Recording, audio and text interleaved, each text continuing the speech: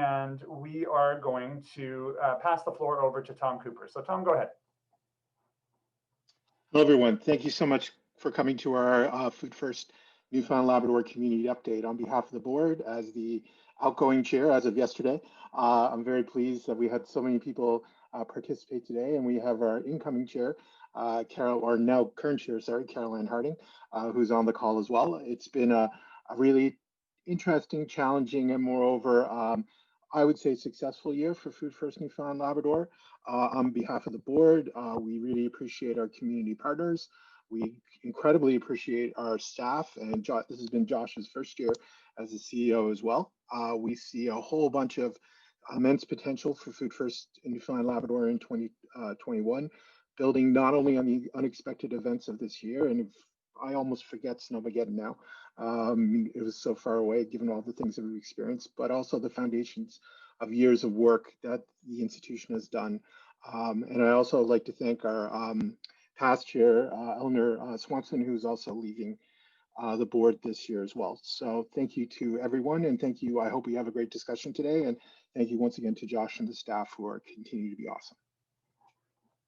Thanks so much, Tom. Much appreciated. So we're going to jump into the upfront update part of this. I'm going to take about 20 minutes to 25 minutes to tell some stories about the year and the year that was. It was quite a year, as you all know.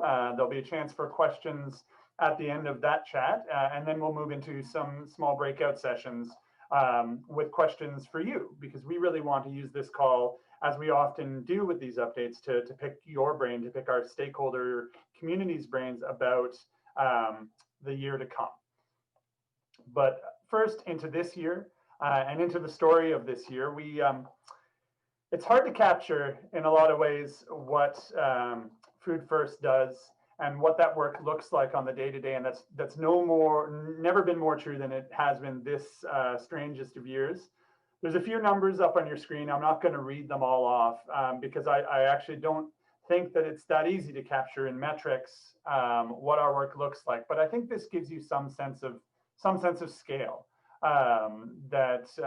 We've added 3 new staff this year. We've moved upwards of $750,000 out the door to our community partners. We've fielded hundreds of calls and requests for support.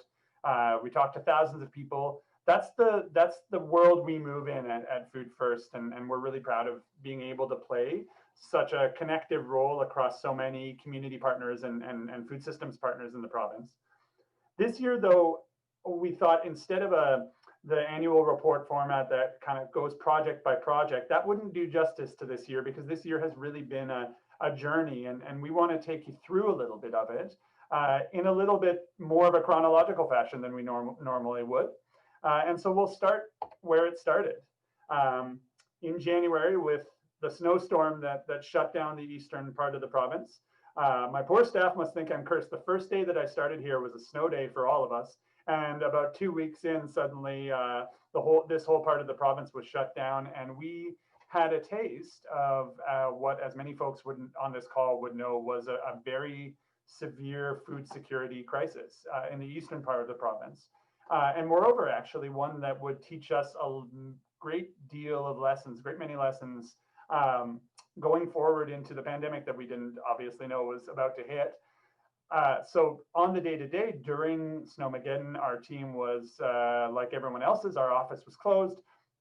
We were frantically laptoping from our homes, trying to help fill some of the food systems gaps that were emerging. And what we saw during that snowstorm was that many of the gaps that we've seen during the pandemic made themselves pretty well known. The challenges that we have in covering that last mile, getting food to people in their homes or in shelter where they are, some of the coordination challenges and the lack of information in the emergency food system. It was a really difficult time for a lot of people, but there was a lot of creative community work that we saw happen during Snowmageddon, and I think that's the other side of this.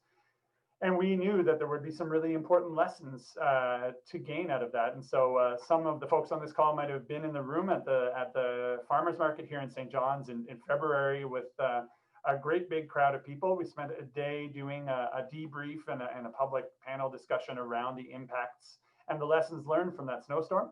As it turned out, that would be our last large public event before the rug was pulled out from under that kind of work. And as a convening organization, that's always been a huge part of our work here at Food First. So it was definitely a shock to see that go.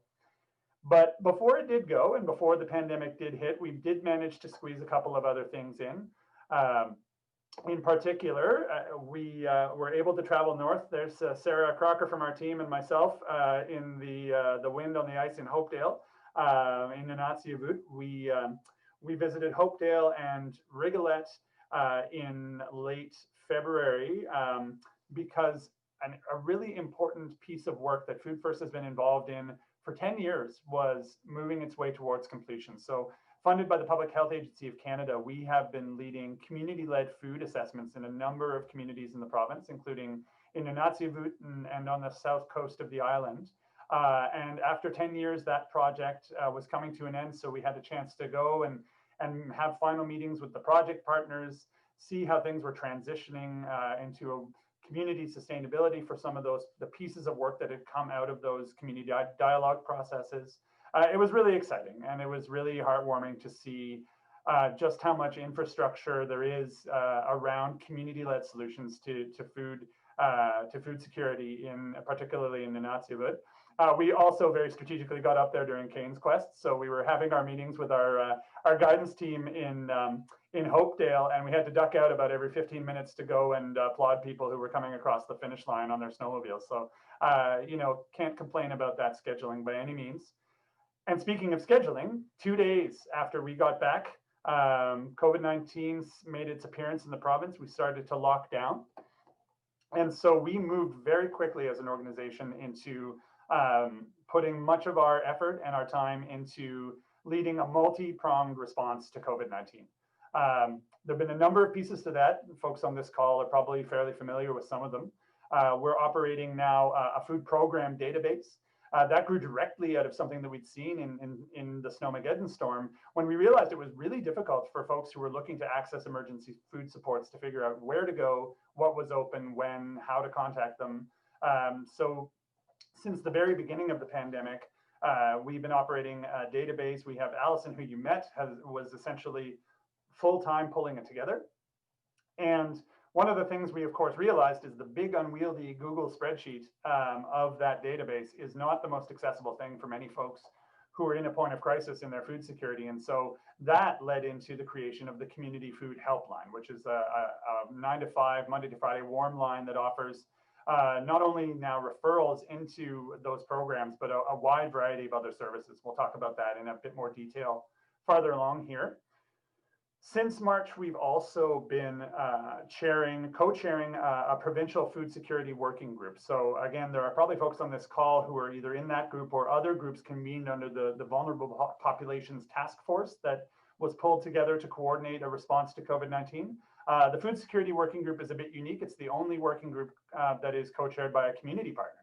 And one of the things that is done is created a forum to recognize challenges or gaps in the system and try to address them. A lot of our pandemic response work came directly out of discussions at that working group. We're now on 27 calls. We were able to go back from weekly to bi-weekly now, but it's still a really valuable venue. One of the big gaps that emerged on that working group pretty early was transportation. And so we have been offering and supporting food transportation delivery all over the province since the pandemic began in a variety of ways. And we've also actually been supporting quite a lot of activity in gardening. I think one of the things that folks have heard, certainly in the media discourse since the pandemic began, is this swing upwards in interest in community gardening and in backyard gardening and in growing your own food. And we've been doing our best, as we always do, to support that. And then finally, there are two funds that we've been operating. So we've been running a Community Food Program Support Fund.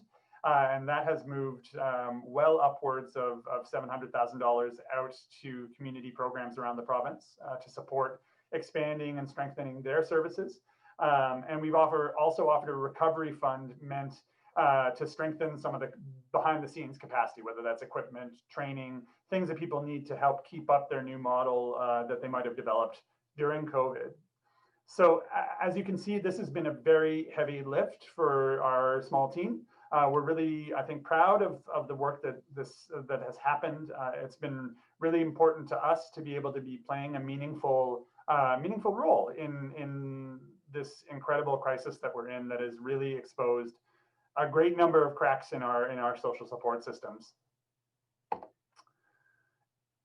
We also had a chance during the lockdown period, especially, to turn our lens a little bit inward. I think at Food First, we do a lot of advocacy work around equity and justice in the food system, and we really do believe that we need to lead by example as an organization. And this year's seen some pretty major strides in that space. Internally, how we work. Since the beginning of the year, we have implemented a living wage policy. So the bottom end of our pay scale here at Food First is now tied to the living wage for St. John's, that's calculated by the Canadian Centre for Policy Alternatives. We also have a salary cap, a maximum salary ratio between lowest and highest, to maintain equity within our team.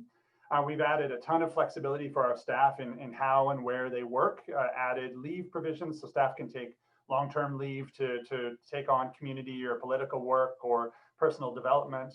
We have been working on equity-informed hiring practices, like recognizing alternative sets of qualifications instead of credentials, and doing a better job at making sure our job postings reach marginalized communities. We've implemented a much more public and transparent recruitment process for the board, which is a big part of this as well. So taken together, I think this has started to redefine how our team works on the inside, and we think that should be and is reflected in our work on the outside. And there's a ton more work to do. This is not a file we ever close the door on, but we wanted to let you know in a spirit of transparency where we got on it this year. In the period of lockdown, of course, the other thing that happened, as with many of us on this call, we were frantically pivoting. So there are folks on this call who are our funding partners and who were very generous with their time and support as we work to redirect and re-envision so much of our work, to take travel budgets and other budget lines we couldn't spend and move them into pandemic response. And that was, I think, a real asset of this year, is how flexible all our partners on that end have been. One of the things that came out of this late spring, as we head into summer now, is that we had a bit of time on our radar screens to do some other projects and to return to our regularly scheduled work as it was. One of the biggest pieces was the relaunch of this incredible resource, the Community Food Action Space. This used to be called the Healthy Eating Resource Center, is now relaunched as a comprehensive set of resources for community-based food action in this province. So if you are a grassroots group or part of a grassroots group looking to do anything related to food and food security, this is where you can go for a map of other programs, for guidebooks and supports and information. It's a real great resource that we've been working on for some time with our colleagues at CSSD, and we're really proud to see that off the ground. And maybe if one of my staff could pop the link to that into the chat, that would be lovely, so that folks can visit it if they like. But we'll also, of course, it's often linked to in our newsletters and other comms. In the summer was also when the community food helpline really came into its own. So as I mentioned, we had set up this warm line in May. That warm line grew and solidified itself through the summer. We built a partnership with 811 so that clients could access support through 811 as well as directly through the operators on the line. It was staffed by us and by the Jimmy Pratt Foundation, and it expanded from not just helping callers locate food programs, but also directly arranging deliveries, providing supplemental supports for folks who had run out of options in the institutionalized food systems. So they might have run out of the amount of times they could visit a local food program, for example, or they might have dietary needs that couldn't be met. And so we've been providing direct supports. There had been some gaps in that, but a recent tranche of funding came through End Homelessness St. John's just a few weeks ago. So at least in Metro St. John's, where the majority of calls are coming in, we do now again have resources to supplement some of the existing food programs when gaps emerge. We are heading towards 900 direct client calls that we've worked with, but many more have also come in through 811 via social workers. Allison, who's on this call today, takes these calls, fields these calls, and has been an absolute hero about it. It's been really challenging work sometimes, but it has filled, we think, a really important gap, and we do anticipate it'll keep going. It's funded through to the end of March, and we'll see if it's still needed beyond then. We're working on that piece. That was probably the most direct on-the-ground service Food First NL has ever been involved in. And I'm going to step back now because this year, and this summer in particular, was also a summer of work at a much more removed level that's, I think, from our perspective, equally important. We've been very involved in some convening around what a just recovery from the pandemic would look like. There are sort of three big conversations we are helping convene. One is the Coalition for a Just Recovery NL, which is a large group of community organizations, I think 36 at last count, who've come together to develop an open letter to the federal government around what recovery should and could look like. Our Everybody Eats collective impact process has developed a statement of principles for a food systems recovery in the province. And we're also working with a group of Atlantic Canadian colleagues on drafting what that vision could look like at the regional level. And I think a couple of those folks are probably on this call today, which is great. We've certainly seen some movement on some of the items that are coming into those. In particular, the basic income concept, which is a big part of the Just Recovery recommendations, has been is moving into a really serious policy conversation here in the province. But there are other bits and pieces that are coming out of those tables that we are seeing really take flight around different policymaking circles in the province, and that's something we remain committed to supporting. This summer, we also celebrated something really special. Many of you know Sarah Ferber. She's on this call right now. Sarah has a hand in almost everything that Food First does, and she celebrated her 10th anniversary with us this year. So I just wanted to give her a huge shout out, not just for the work that she does, but Sarah has been a real support and wise and friendly presence to so many people in the food system over the last 10 years through all her work that she's done here. So big applause for Sarah. We're so glad to have her. I'll say as someone, I just landed in this chair in January, and I have been leaning on Sarah's knowledge and memory and wisdom incredibly heavily. Most of the smart things that I say probably come from her eventually. So once again, just it's really, I think, a testament to this team that we are able to keep people around that long. And congratulations again to Sarah for that. Whoops. As we move into the fall now, we're moving a little bit away from just pandemic response all the time, which I think has been a relief for our team.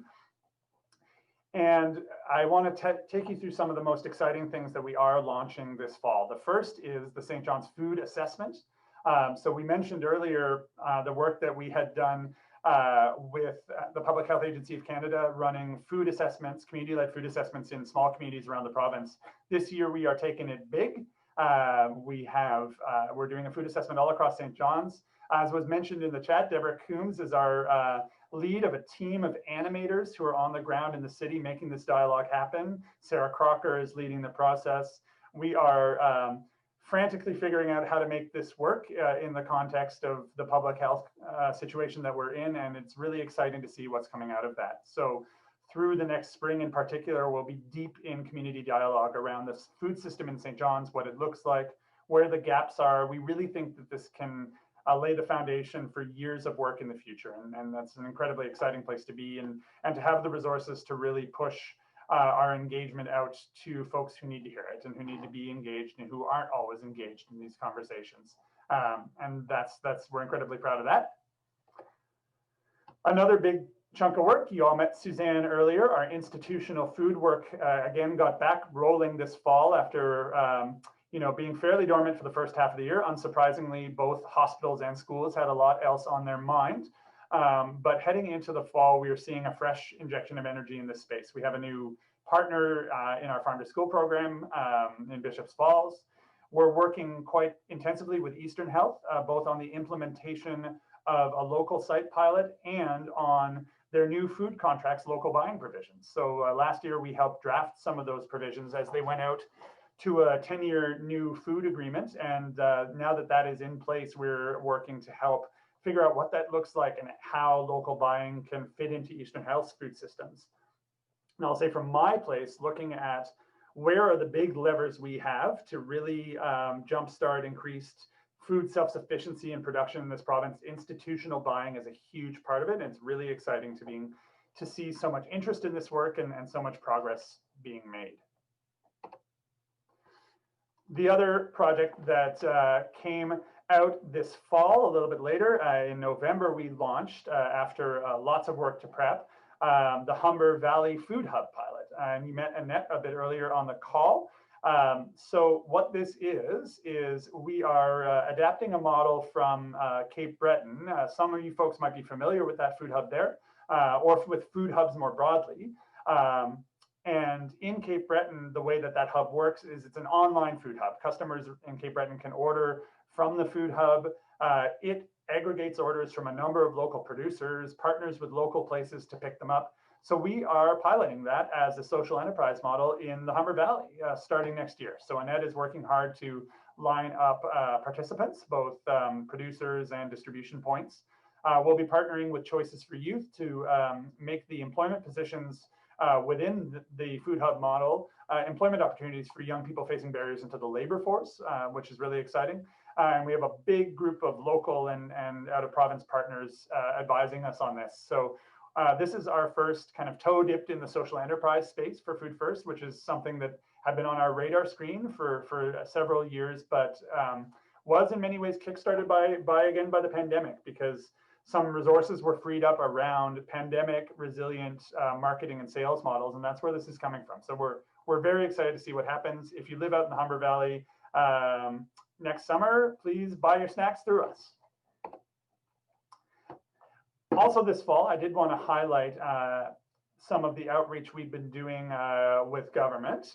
So a big part of our job is trying to articulate some of the things that we hear from folks like you on this call. And so when the Premier released mandate letters for the new cabinet, we picked over them with a fine-tooth comb to figure out who had a mandate that overlapped with food security work. And guess what? We found something in every single mandate letter and wrote a response to every cabinet minister. We've had follow-up meetings with a number of them and a number more scheduled actually in the coming weeks. And we're also working on briefings for opposition parties and whoever else wants to hear from us, because I think it's really important to be able to articulate how cross-cutting food security is as an issue, that this is not something that lives in any one department or on anyone's agenda, but it's something that everyone plays a role in supporting. And that's been a really key part of our advocacy over the last year. Finally, as Tom mentioned up front, this fall also had us have some big changeover at our board of directors. So a new open recruitment process launched. We elected a new board chair, Carol Ann Harding. Many of you know Carol Ann. She's the executive director of Smart Ice and has been involved in Food First since last year as vice chair. Tom is, we're not letting him go. He's moving into the past chair role. We have a new secretary, Greg Noseworthy, and we're saying goodbye to a longtime chair and past chair. And I will let you know that we are continuing board recruitment into the new year. We have 2 more spots open. We have a great number of applications gathered, but the board is working through a self-assessment tool around our equity and board diversity and skills gaps and figuring out where we really need to focus our recruitment. So we're really excited to see who else comes on board in what is going to be an exciting year. A lot of people helped make all of this work possible. I'm not going to read every funder's name there, but they're there and they're incredibly important to us, as are our board members from across the province who are listed down below, and many of them are on this call. So thanks again from my perspective. And before I go, I just want to turn our focus to where it's going to be for the rest of the call, which is the year coming. we see a few things that, as much as there's some uncertainty into 2021, we really do see some things that are going to be defining parts of our work. One of them is we do expect to be maintaining some of these pandemic support programs, certainly well through the spring, and some of them quite potentially longer. So some of these things and some of these gaps that have been filled, we think are gaps that will likely need to stay filled in the long term. And so we're thinking about what does that look like. As we mentioned, we're taking our first steps into social enterprise as an organization.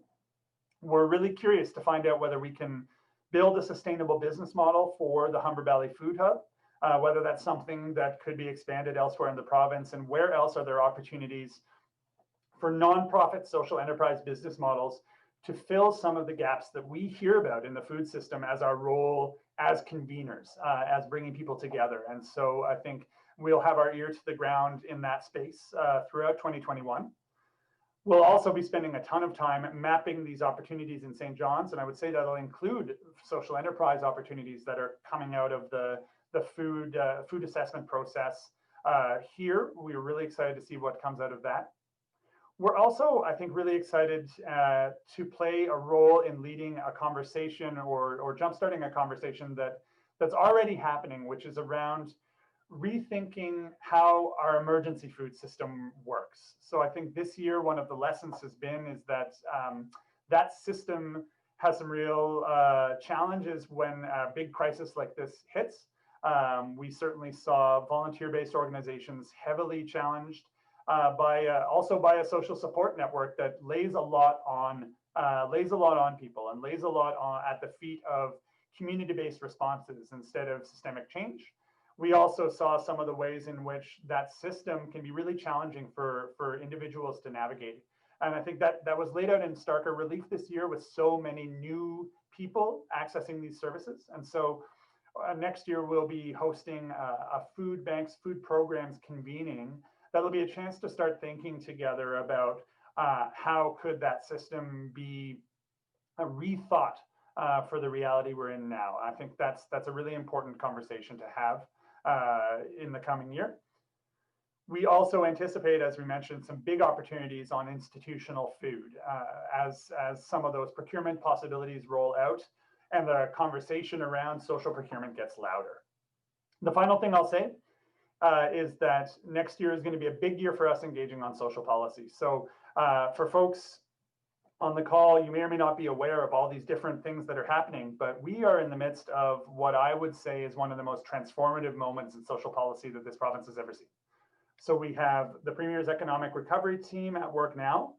There's a 10-year health accord development process going on that will define what our health system looks like for the next 10 years, including a real focus on social determinants of health. We have a new poverty reduction strategy that's going to get moving. And we'll have these ongoing conversations around investments in economic recovery out of the pandemic. And so looking at all those things together, we really see this as an opportunity to rewrite some of the social contract in this province in a way that could support food security in a much stronger and more sustainable way. And we are going to push hard to bring the perspectives of the folks we work with and to those tables. That's going to be a big part of 2021. And that's actually one of the things that we want to ask you about in the remainder of this meeting. Before we do that, though, I just want to open the floor in case anyone has a couple of quick questions. I'm happy to take them, or our staff can, and then we'll be jumping into our first breakout session. So any questions from out there, you can raise your hand and Ashton can unmute you if you like, or that's probably the best way, or type it into the chat.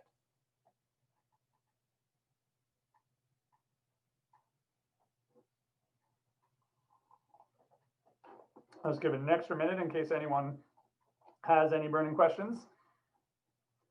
Someone asked, will we be pursuing ongoing work in Labrador? And the answer is yes, I hope so. We don't know exactly what that'll look like yet. But I think from our perspective, that's one of the most important things for us is regionalizing our work at Food First. The pandemic has made that a lot better, to be honest. Our team now works remotely anyways, so it's much easier to integrate remote staff. And we now have staff in Central and in Western Newfoundland. And so, yes, my priority would be on finding a way through to having a presence on the ground in Labrador. What that will look like, we don't know yet.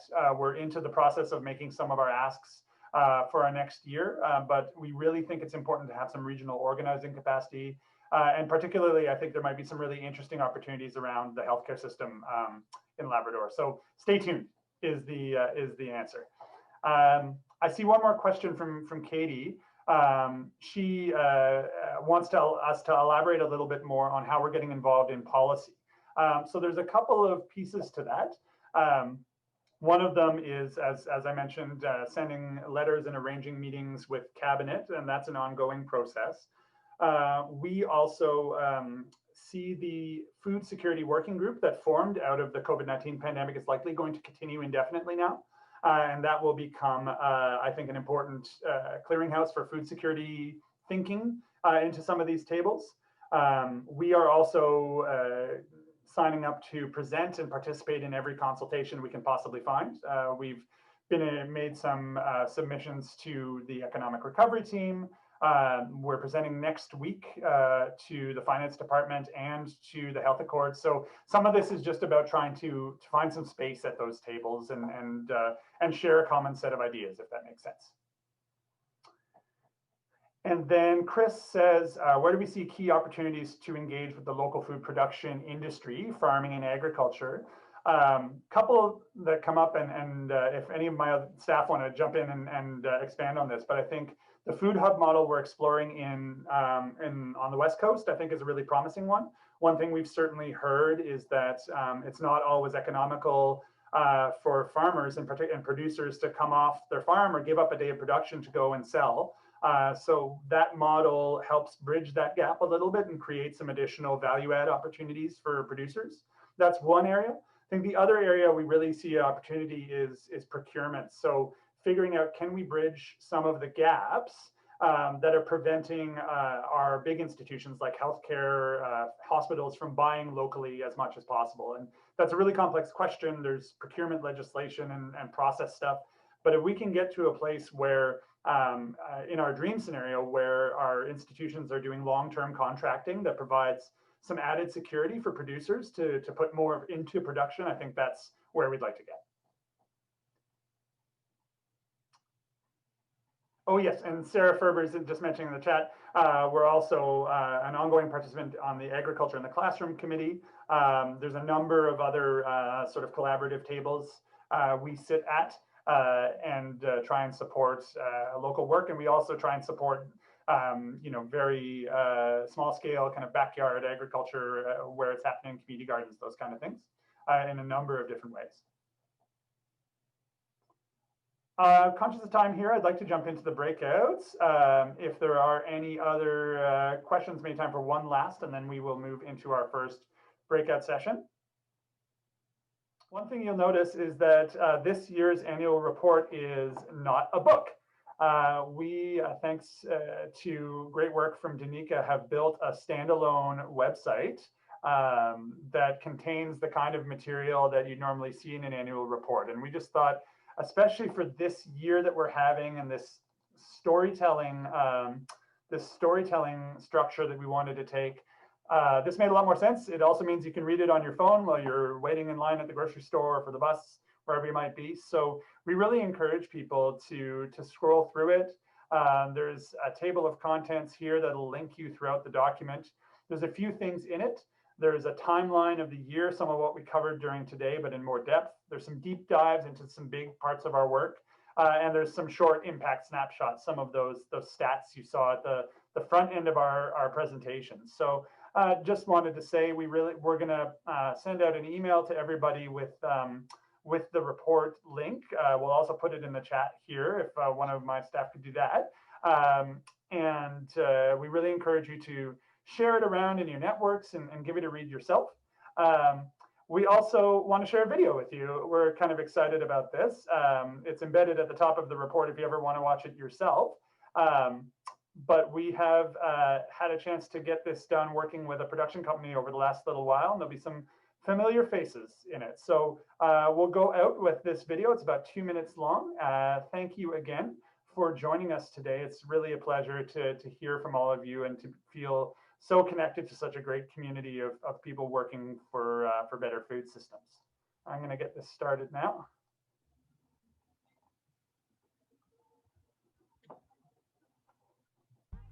Food First NL is a provincial nonprofit organization that works on food security. What that means in the day-to-day is that we serve as a backbone organization for thousands of people and hundreds of groups. We have a real food insecurity challenge in Newfoundland and Labrador. So almost 15% of households in this province are food insecure. That means they don't have enough to eat, or they don't know where the next meal is coming from.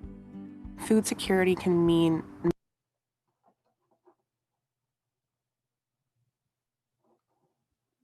many different things to many people. Is the food available? Do people have access to buy the healthy food? Does it look good? Does it taste good? Do they have culturally appropriate food? Living where we do in Newfoundland and Labrador, in a relatively isolated place, food security in the access sense is a really big challenge. So whether that's getting food into the province, growing and producing food in the province, of all the provinces in Canada, we are among the most challenged. Food security means an awful lot to me, and it's like, first of all, it's your footprint is reduced when you're looking after your own self. But when you're catching yourself and you grow it yourself, you know what you got. Well, today we're getting the start to our community garden, planting some vegetables and things that we can use, but also to highlight to students the importance of food and growing our own food. No, carrots, maybe cabbage, potatoes. No, how about we get a cow? Yep. Yes, part of it is the education of it and talking about, what food security means and the fact that we live on an island. But the other thing is the hands-on of doing what we're doing here today and having students and families involved in the whole process. To me, Food First has a lot of knowledge. The advice, the support that they've given us, the knowledge that we've gotten from them is invaluable. The one thing I would want everybody to know about Food First is that they will work with your community.